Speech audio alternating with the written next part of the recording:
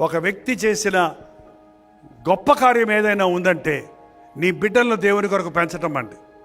తల్లిదండ్రులారా, మీరు ఎంత సంపాదించినా, మీ బిడ్డలను ఎంత చదివించినా, మీ కుటుంబాల్లో ఎంత ప్రాస్పారిటీ చూసినా, నీ బిడ్డలు యోగ్యులు అవ్వకపోతే, రక్షించబడకపోతే, దేవుని కొరకు వాడబడకపోతే నీవు ఓడిపోయినోడివే.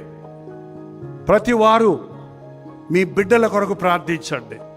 తండ్రులారా, మీ బిడ్డల కొరకు ప్రార్థించండి.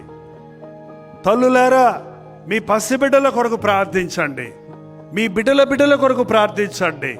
రానున్న ఉగ్రత అతి సమీపంగా ఉంది. ఆలస్యం లేదిక. కళ్ళకు కట్టినట్టుగా ప్రభువు రాకడ సూచనలు కనబడుతున్నాయి. భూకంపాలు కలుగుతాయి, ప్రకృతి వైపరీత్యాలు కలుగుతాయి. ఎవ్వడు ఊహించనటువంటి ఆ అగ్ని ఇవాళ కాలిఫోర్నియాని ఇంకా కాలుస్తూనే ఉంది. ఇంకా ఆరిందో లేదో కూడా తెలియటంలా.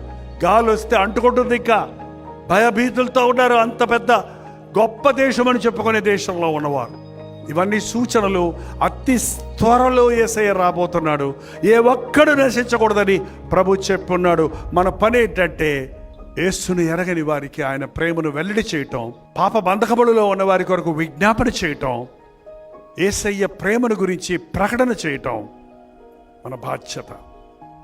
ఆయన అడుగుజాడల్లో నడుద్దాం.